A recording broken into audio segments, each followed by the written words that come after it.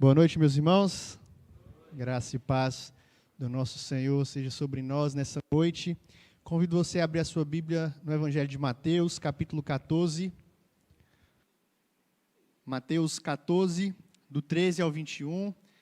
Um texto bem conhecido, a primeira multiplicação de pães e peixes, assim diz a palavra do nosso Deus.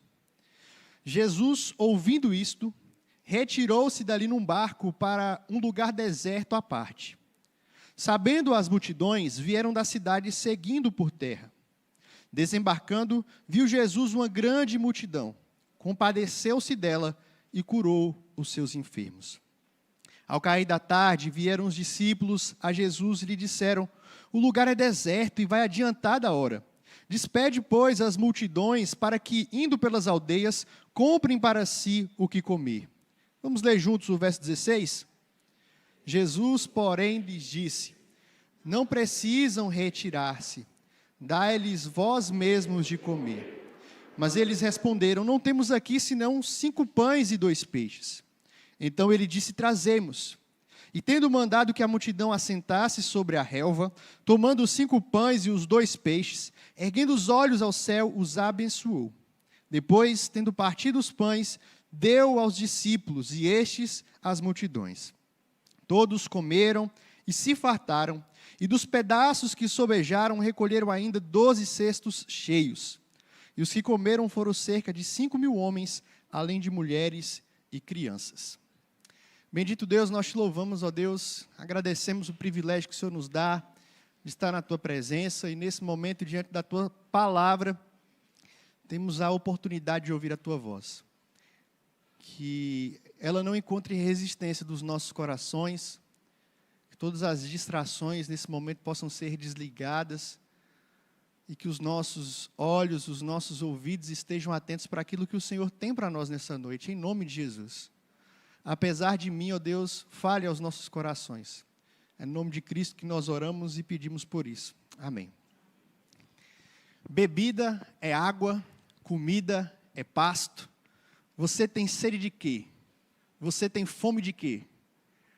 Assim começa uma música bem famosa do grupo Titãs, que propõe uma reflexão sobre os desejos da vida. O homem, ele não é somente um ser que se alimenta, que come e que bebe. E a música traz isso. O homem tem outros anseios, o homem tem outros desejos. A gente quer comida, a gente quer bebida, mas quer também diversão, arte, prazer, amor, liberdade, felicidade. E essas são perguntas interessantes de serem feitas. Mas, ainda mais importante, é nos perguntar onde nós temos buscado saciar os nossos desejos. Onde nós temos buscado saciar as nossas vontades, a nossa fome, a nossa sede. O texto que acabamos de ler nos apresenta uma multidão faminta e aquele que nos chama para nele matar a nossa fome. O relato da primeira multiplicação dos pães e peixes, junto com a ressurreição, são os únicos milagres que vão aparecer nos 4 evangelhos. E essa é uma sessão que acontece dentro do período da morte de João Batista e a afirmativa do versículo 1 que diz que Herodes tinha ouvido falar sobre a fama de Jesus e ficou alarmado, achando que era João Batista que tinha ressuscitado. E essa sessão ocorre aqui, ela é muito importante porque a partir desse momento, nós conversamos sobre isso na semana passada, o caminho de Jesus até a cruz ia ficar cada vez mais claro. O evangelho ia receber cada vez mais oposição. Jesus ia ser cada vez malquisto pelas pessoas. O caminho da cruz estava aberto. Jesus estava trilhando esse caminho. Em João 6, 4, contextualizando aqui esse momento, João descrevendo essa multiplicação, esse milagre, nos é informado que ele aconteceu na semana da Páscoa, ou seja, 1 ano antes da morte de Jesus. Então essa narrativa tem a intenção de mostrar que Jesus iria trilhar esse caminho, porque os discípulos poderiam pensar nesse momento: João Batista morreu, Jesus se retirou, será que Jesus vai continuar pregando? Será que Jesus vai continuar operando sinais e maravilhas? Será que Jesus vai deixar para lá o ministério? Mas aqui a gente tem depois de um momento importante, onde João Batista foi morto, onde o evangelho, Jesus tem sido perseguido, ele mostrando, não, eu vou com vocês até o fim, vocês podem e devem crer em mim. E é interessante que nesse relato, Mateus nos mostra um momento em que a escassez dá lugar a um grande banquete, onde Jesus mostra quem ele é e o que ele é capaz de fazer. Mas o texto também nos mostra quem são os discípulos de Jesus e a responsabilidade que os discípulos têm para com o mundo. Então, gostaria de pensar aqui com os irmãos, nessa noite, sobre algumas lições que a gente pode encontrar nesse banquete, o banquete da graça. Primeiro, a gente vê aqui que esse banquete é um banquete que nasce da compaixão de Jesus. Verso 13 e 14. O texto nos diz que depois que Jesus ouviu isto é, depois que ele ouviu sobre a morte de João Batista, ele se retirou para um lugar deserto, talvez para chorar pela morte do seu primo, ou ainda para pensar no seu ministério, que o aguardava. Fato é que Jesus tinha essa prática, nós vamos encontrar isso em algumas passagens. Jesus se retirava para orar, para ficar sozinho, para descansar. Jesus era um homem, precisava disso. E o texto diz que Jesus sai para se retirar. E ele sai do barco e o texto diz que as multidões, sabendo disso, vão atrás de Jesus pela terra. E é interessante que quando elas se aproximam de Jesus, Jesus vendo essa multidão vindo atrás dele, Jesus não pensou, rapaz, deixa eu descansar um pouquinho. Outro momento vocês me procuram. Será que eu não posso nem descansar, não posso nem ter um tempo para o meu pai? O texto diz que não. O texto diz que Jesus, vendo as multidões, ele se compadeceu delas. Ele foi movido de compaixão pelas multidões. Ou outra tradução muito boa seria: o coração de Jesus saiu ao encontro das multidões. Perceba que aqui, muito mais do que o movimento da multidão indo atrás de Jesus, é Jesus indo até as multidões. É Jesus indo até o homem. E isso com compaixão. Compaixão, meus irmãos, é uma marca do ministério de Jesus. Jesus não operava milagres só por operar milagres. Jesus não fazia sinais para simplesmente se promover, como se fosse um espetáculo. Os sinais, os milagres, as maravilhas que eram operados por Cristo serviam para manifestar o reino.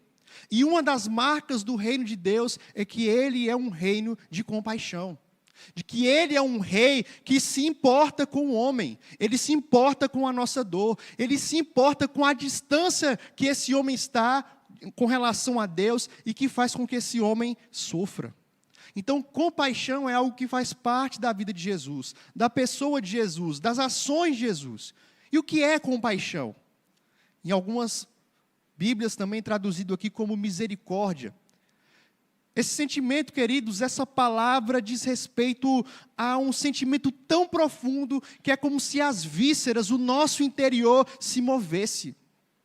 Então a compaixão tem essa ideia do nosso interior que sente o sofrer do outro.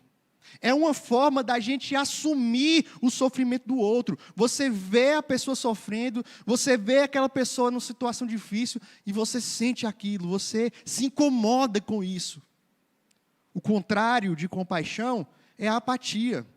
É o não sofrer, não ligar com a dor do outro, é a indiferença. E isso não tinha lugar no ministério de Jesus. Jesus era um servo compassivo, misericordioso. Mas muito mais do que compadecer-se aqui, no sentido de simplesmente um sentimento, de sentir a dor do outro, Jesus é aquele que tem poder. Jesus é aquele que tem capacidade de transformar aquele que é alvo da sua compaixão.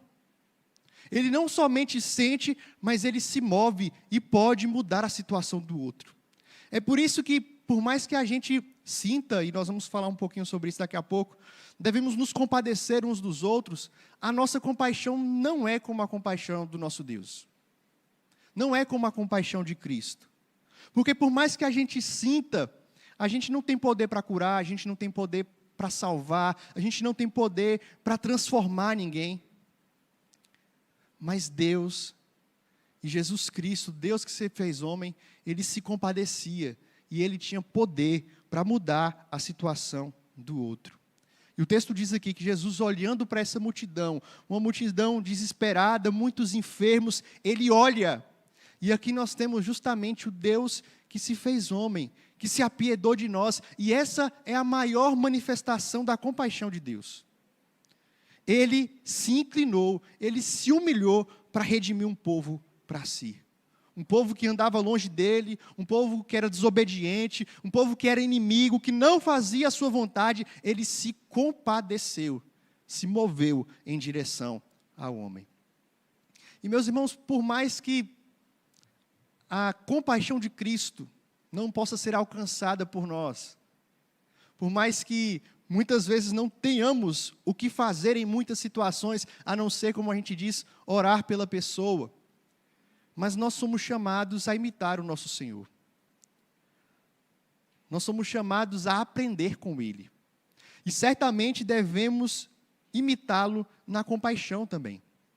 A igreja deve refletir essa compaixão, enxergando as necessidades uns dos outros, mas na medida do possível também suprindo essas necessidades. Seja de pão, de água, de roupa, de moradia, de oração, de intervenção quando necessário. Em diversas passagens nós vamos encontrar isso. Que o povo de Deus é chamado a se compadecer do necessitado. Tiago, ele vai dizer isso, que a verdadeira religião, uma religião sem mácula, é cuidar dos órfãos e das viúvas, é se compadecer daquele que tem necessidade. E nós devemos nos perguntar isso, será que a gente tem vivido no nosso egoísmo, olhando só para a gente, olhando só para as nossas necessidades? Ou será que a gente tem procurado ser instrumento da graça de Deus na vida do outro? Precisamos aprender a nos compadecer uns dos outros. Precisamos aprender a sentir a dor do outro, mas não apenas sentir, ir em direção ao outro, como o próprio Senhor Jesus fez, fazia e nos ensina a fazer aqui. Então a gente percebe que esse banquete, ele nasce desse coração compassivo do nosso Mestre. Mas é um banquete também que desperta a nossa responsabilidade.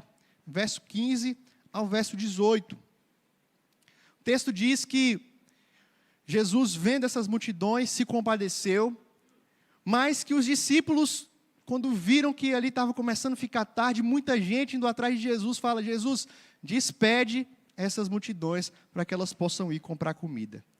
E é interessante a gente perceber isso, porque os discípulos tinham uma outra forma de lidar com os problemas. E eles estavam aprendendo com Jesus aqui nesse momento. É interessante que essa atitude deles não foi isolada. Os irmãos devem se lembrar que quando algumas pessoas trouxeram crianças para Jesus, os discípulos queriam impedir, falando: não deixe essas crianças incomodarem o nosso mestre. E aí Jesus diz: olha, deixai vir a mim as criancinhas, os pequeninos, porque de tais é o reino dos céus.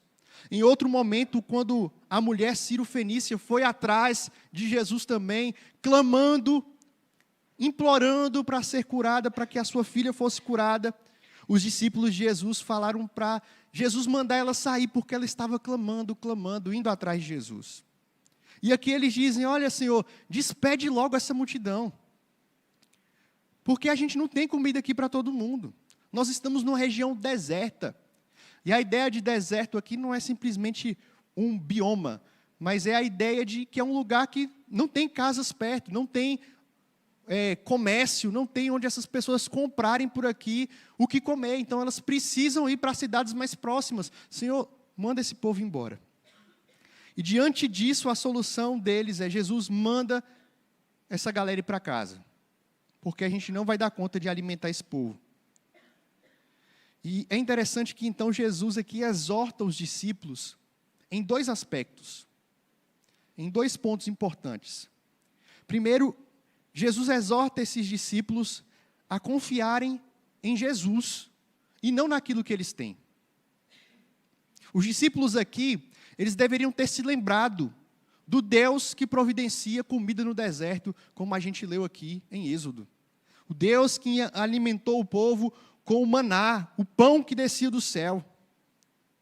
E é interessante que nessa passagem, o Senhor vai dizer: nem só de pão viverá o homem, mas de toda palavra que procede da boca de Deus. Porque o fato de alimentar o povo ali não era simplesmente uma questão de alimentação, de comida. Dizia respeito à confiança no Senhor e na sua palavra. O povo deveria confiar no Deus que é providência. Os discípulos deveriam ter confiado no Deus que é providência aqui. Esses homens caminhavam com Jesus. Esses homens já tinham visto vários milagres de Jesus. Tinham visto a transformação da água em vinho. Tinham acabado de ver aqui Jesus curando muitos doentes, muitos enfermos. Mas eles estavam preocupados com o que tinham. Eles estavam preocupados com a capacidade deles. Eles deveriam ter falado: Senhor, Tu podes alimentar essa multidão. Alimenta, Jesus. Nós confiamos que o Senhor pode fazer isso. Mas eles estavam olhando simplesmente para eles mesmos. Meus irmãos, a gente tem que aprender a parar de olhar menos para nós, para o que a gente tem, para o que a gente é, para a nossa condição, e aprender a confiar de verdade naquele que providencia todas as coisas. A confiar de verdade naquele que está no controle de todas as coisas, que de fato pode nos acudir, pode nos salvar, pode transformar. Pare de olhar para você mesmo. Olhe para o Senhor. Olhe para Cristo. Olhe para o Deus da providência. Olhe para o Deus que nos sustenta. Olhe para o Deus que está no controle de todas as coisas.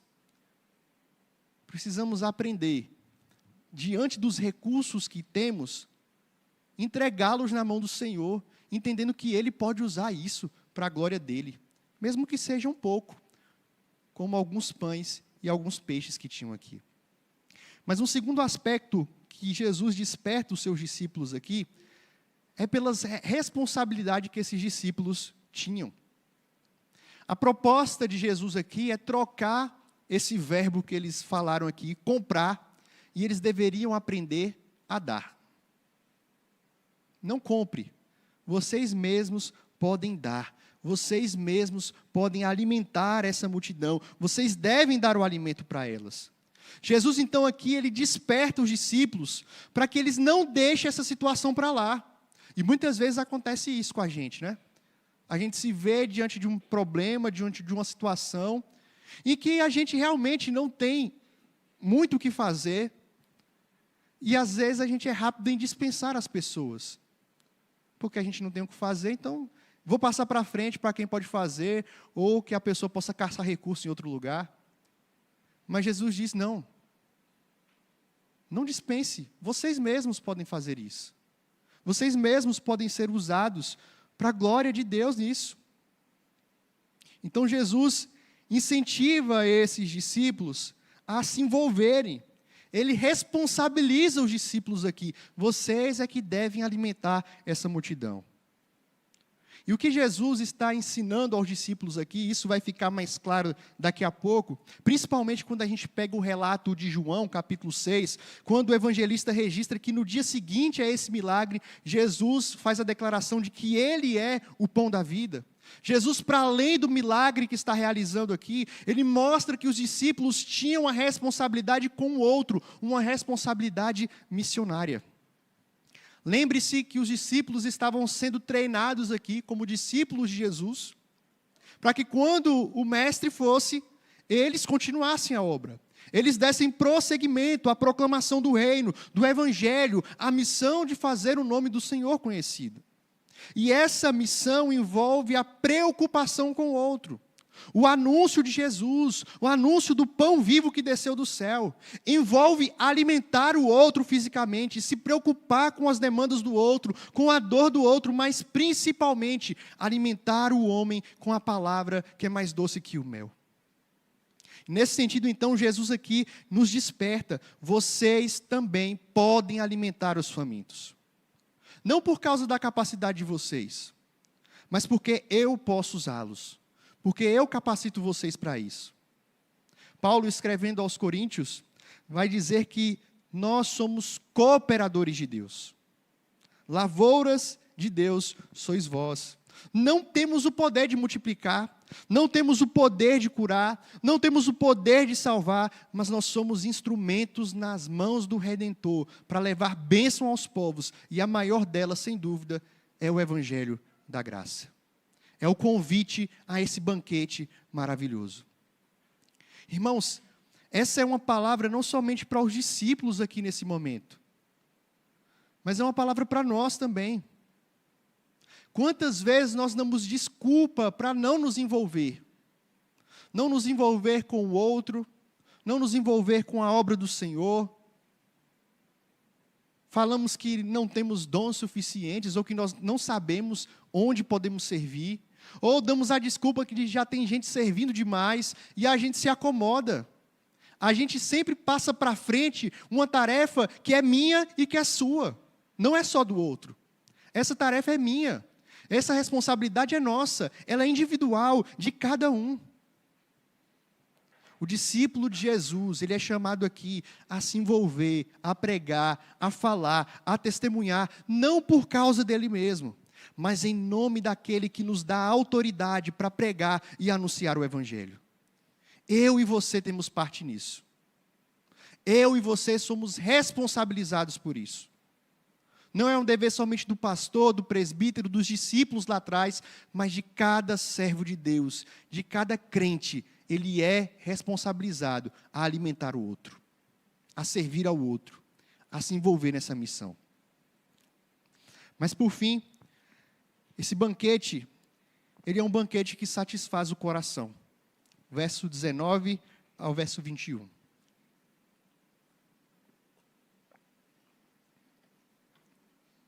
Nessa parte do texto, Mateus descreve propriamente como esse milagre aconteceu. E demonstra aqui o poder de Jesus. Após convocar os seus discípulos para que alimentassem a multidão, e eles recebem então os recursos que tinham, 5 pães e 2 peixes. E às vezes a gente não se dá conta da grandeza do que está acontecendo aqui. O texto nos diz que eram 5.000 homens, sem contar mulheres e crianças, e apenas 5 pães e 2 peixes. Se a gente fizer uma conta baixa, se tivesse pelo menos uma mulher e criança para cada homem, era pelo menos ali 10.000 pessoas. 5 pães e 2 peixes. Era multiplicar esse alimento aí pelo menos 2.000 vezes e até mais, porque o texto diz que eles estiveram saciados e ainda sobraram 12 cestos cheios. Meus irmãos, o que está acontecendo aqui foi algo maravilhoso, extraordinário. E Jesus então demonstra o seu poder. Jesus aqui demonstra então a sua graça. E por que isso é importante? Mais uma vez precisamos nos lembrar do contexto em que essa passagem está inserida. João Batista havia morrido. Jesus se retirou para um lugar, nesse contexto de oposição crescendo, e poderia surgir a dúvida, será que Jesus vai continuar a sua caminhada? Será que ele vai continuar na missão? E aqui nós temos uma resposta, Jesus se compadecendo, Jesus encorajando os seus discípulos, mostrando o seu poder e dizendo, creiam em mim, eu estou com vocês. E estarei com vocês todos os dias. Então, para realizar esse milagre, Jesus manda que as multidões se assentassem, ou mais ao pé da letra aqui, o verbo é reclinar-se. Isso é importante, porque esse ato de reclinar era um ato que indicava que quando uma pessoa ia tomar uma refeição e reclinava, ela era uma pessoa livre. Ela não era um escravo. Essa era a mesma prática quando as pessoas iriam tomar a refeição da Páscoa. Eles reclinavam.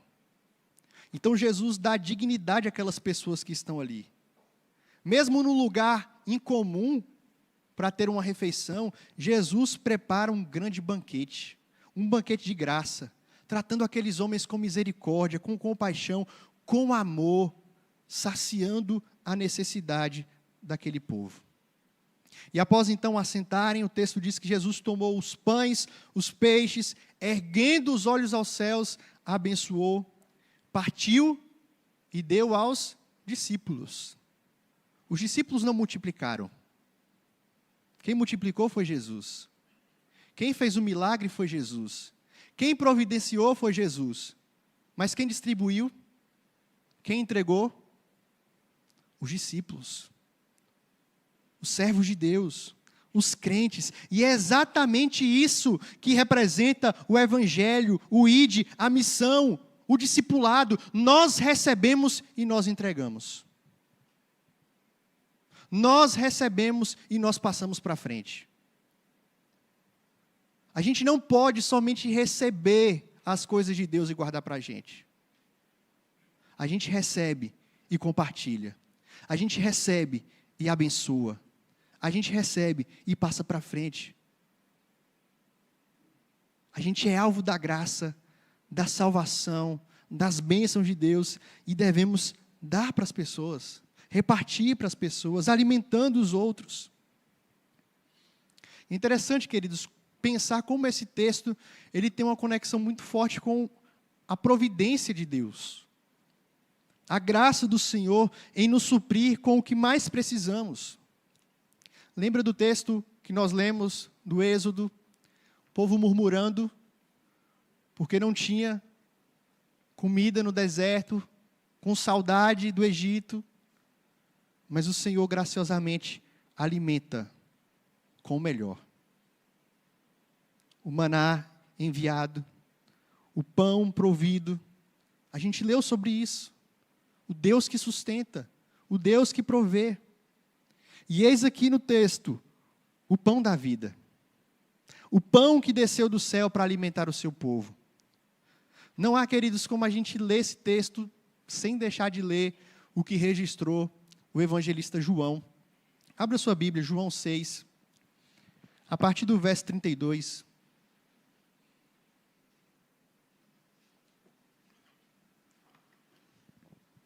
João 6, 32. Veja o que registrou João. Jesus declarou-lhes: em verdade lhes digo que não foi Moisés quem deu a vocês o pão do céu, mas é o meu Pai quem dá a vocês o verdadeiro pão do céu. Pois o pão de Deus é aquele que desceu do céu e dá a vida ao mundo. Eles disseram: Senhor, dá-nos sempre desse pão. Declarou-lhes, pois, Jesus: eu sou o pão da vida. O que vem a mim jamais terá fome, e o que crê em mim jamais terá sede. Porém eu já vos disse que, embora me tenhais visto, não credes. Todo aquele que o Pai me dá, esse virá a mim, e o que vem a mim, de modo nenhum lançarei fora. Porque eu desci do céu, não para fazer a minha própria vontade, e sim a vontade daquele que me enviou. E a vontade de quem me enviou é esta, que nenhum eu perca de todos os que me deu. Pelo contrário, eu ressuscitarei no último dia. De fato, a vontade de meu Pai é que todo homem que vira o Filho e nele crê, tenha a vida eterna, e eu ressuscitarei no último dia. Note para o que o milagre que nós acabamos de ler está apontando, queridos. Cristo é o pão vivo que desceu do céu. Ele é o pão que é dado a cada um de nós para que tenhamos vida, para satisfazer a nossa alma. Não à toa, quando a ceia ela é instituída, o pão é um dos elementos. Ele é repartido, ele é dado, ele representa o corpo do nosso Senhor, apontando exatamente aquilo que Ele fez por nós, aquilo que Ele é para nós, o nosso alimento. Ele se deu para que nós fôssemos por Ele alimentados, saciados, completos. Essa é a refeição mais importante que a gente pode participar. Um reformador alemão, Johannes Brahms, ele escreveu o seguinte: Cristo diz: eu sou o pão. Não pão físico, com certeza, mas um pão vivificante que liberta as pessoas do pecado, da cruz, da morte e do inferno. Como é comido esse pão da vida? Crendo, como as palavras deixam claro: o que vem a mim jamais terá fome, e o que crê, isto é, aquele que vem a mim com fé, realmente come de mim o pão vivo, pois o que crê em mim jamais terá fome em seus pecados, porque possui a minha justiça. Jamais terá fome das aflições, porque contempla através da cruz uma libertação. Jamais terá sede do inferno, porque eu conquistei o inferno. Jamais terá fome ou sede, mesmo ao experimentar fome física ou sede física do corpo, porque o que crê em mim jamais perecerá de fome ou sede. Mas quando estiver aflito ao extremo, acontecerá finalmente que ele será satisfeito por mim. Eu dei um exemplo disso quando alimentei os israelitas, que estavam totalmente destituídos com o maná. Dei mais exemplos disso com a viúva de Sarepta e os moradores de Samaria assolados pela fome. Em resumo, quem possui Cristo pela fé tem todas as coisas, pois Cristo é o tesouro de todas as coisas boas. E aqueles que não possuem Cristo pela fé não têm nada, mesmo que tenha todas as riquezas do mundo. Ele é aquele que pode de fato matar a nossa fome. Ele é aquele que pode de fato saciar o nosso coração. Interessante, o profeta Isaías, no capítulo 55, ele registra um convite àquele que tem fome, àquele que tem sede, venha comprar de mim, venha participar desse banquete, um banquete que é para a vida, e nós somos chamados para participar dele de graça. Você não precisa pagar ingresso para participar desse banquete. Quando você se alimentar dele, não vai chegar alguém cobrando para você os 10%. Ele é de graça e ele chama você para participar desse banquete maravilhoso. E você que não é dele ainda, você que tem procurado matar a sua fome, a sua sede em outras coisas, ele te convida nessa noite a fazer parte desse banquete maravilhoso. O banquete que pode te saciar de verdade, que pode preencher o seu coração, que pode te dar alegria plena, sentido para a sua vida, razão para a sua existência. Nós precisamos desse alimento. Nós precisamos desse banquete. Concluindo, meus irmãos, quando nós olhamos para as multidões famintas nesse texto, quando nós olhamos para as pessoas enfermas, da qual Jesus se compadece e cura, isso representa a nossa humanidade. Isso representa o nosso mundo caído. O homem que carece da graça, da misericórdia, da compaixão do nosso Deus. Talvez você esteja como essa multidão, com fome, com sede, com a alma sedenta, cansado. Mas Jesus que te conhece, Ele olha para você com compaixão. Ele se moveu por você, para você, indo em direção à cruz. E te faz o convite. Venham a mim, vocês que estão cansados, sobrecarregados, e eu vos aliviarei. Jesus, em sua compaixão, Ele se move em direção a essas pessoas. E Ele nos convida a fazer o mesmo. Sentir a dor do outro e nos mover em direção ao outro. Que possamos ser mais pacientes, mais amorosos, mais compassivos. Quando alguém chegar para a gente contando algum problema, alguma luta, alguma dificuldade. Mesmo que você não tenha o que fazer, escute. Mesmo que você não tenha o que fazer, ore. Mesmo que você não tenha o que fazer, encaminhe essa pessoa a alguém que pode ajudar de alguma forma. Mas não passe para lá simplesmente. O Senhor nos responsabiliza a sermos responsáveis uns pelos outros. A sermos responsáveis por nós mesmos alimentar as multidões. Não com o pão nosso, não com os nossos recursos, mas com aquilo que Ele nos deu. Você já tem de sobra, se você tem a Cristo, para compartilhar.